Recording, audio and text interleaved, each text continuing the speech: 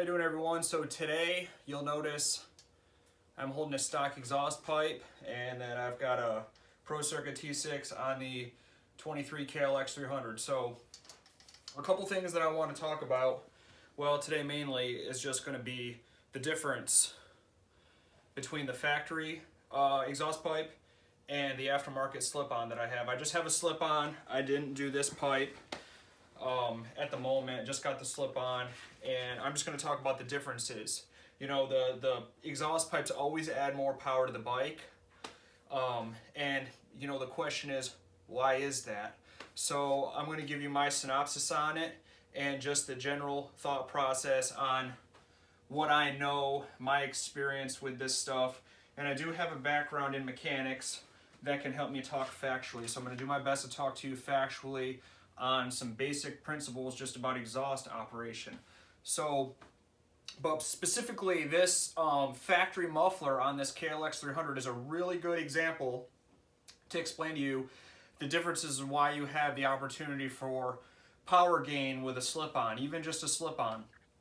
So one thing's for sure, we know that the engine needs to be able to breathe both on the intake side and the exhaust side. You need to be able to get the air into the engine so you can put the fuel to it, and then the job of the exhaust system is to get it out of the engine with the least amount of restriction as possible so we can get the next batch of air and fuel in there so we can keep you making power and having a good time.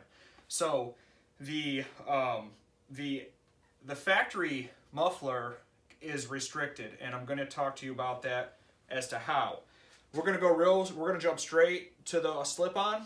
When I got this slip-on, I took a flashlight before I installed it, and I shined it right at the end of the slip-on all the way up.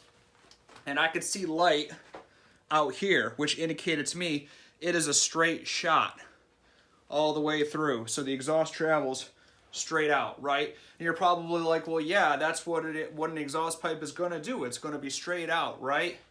Well, on the slip-on it is.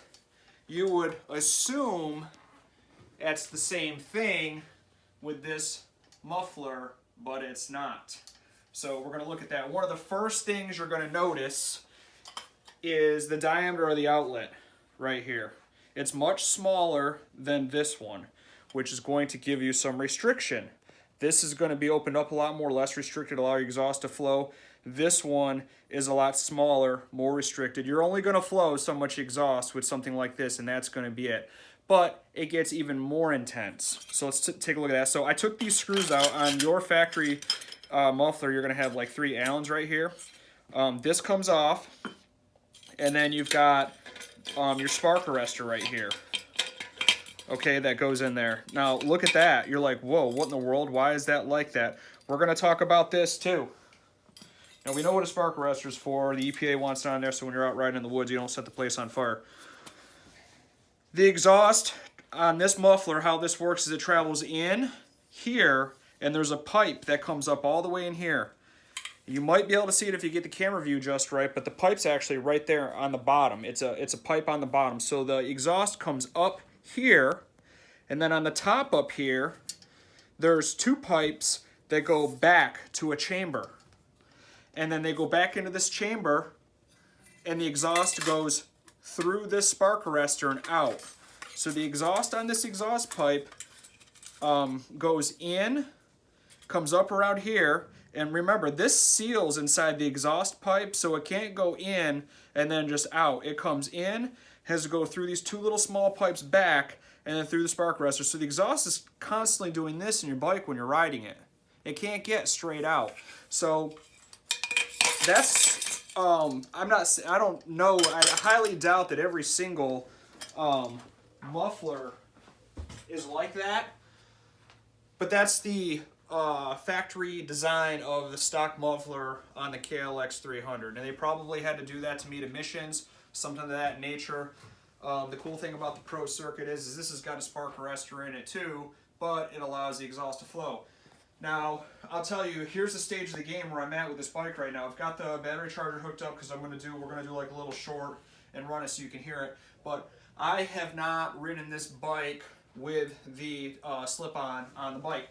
A lot of people will say you get better throttle response or you get a little bit more gain. Some people say you don't get a gain. I don't know. I'll find out when I ride it. But a lot of people had mentioned that these bikes operate lean from the factory, and they'll talk about their header pipe right here glowing. I'll do possibly another video on that as to why that is. If you've got a header pipe that's glowing red, that is not good, Captain. You don't want to have that happening. That probably means your engine is running too lean. What that means is way too much air and not enough fuel. One would think that that may not hurt the engine, but it causes very high combustion chamber temperatures, and what is going to happen eventually is your valve seats in your cylinder head are going to come out of your cylinder head. You're going to have a catastrophic failure when you're running lean like that, high operating temperatures. The other thing that can do that too, that'll contribute to high combustion chamber temperatures, is going to be is if your spark ignition is advanced a lot. Your spark plug is firing way before top dead center compression, TDC. So programmers can help both of those things. They can give you more fuel. You would think that if I give it more fuel, that'll make it run hotter, but believe it or not, that's not the case with a gasoline engine. So you've got to have the right fuel mixture. If you have not enough fuel and too much air, you'll run very hot and very lean. The bike will be very responsive, and you'll feel like you'll have a lot of power, but that's only going to last for a period of time until you have a catastrophic failure. So, long story short, what I'm saying is, knowing that information, I put the slip-on on the bike because I was very happy to put it on the bike and stare at it and be like, this is cool.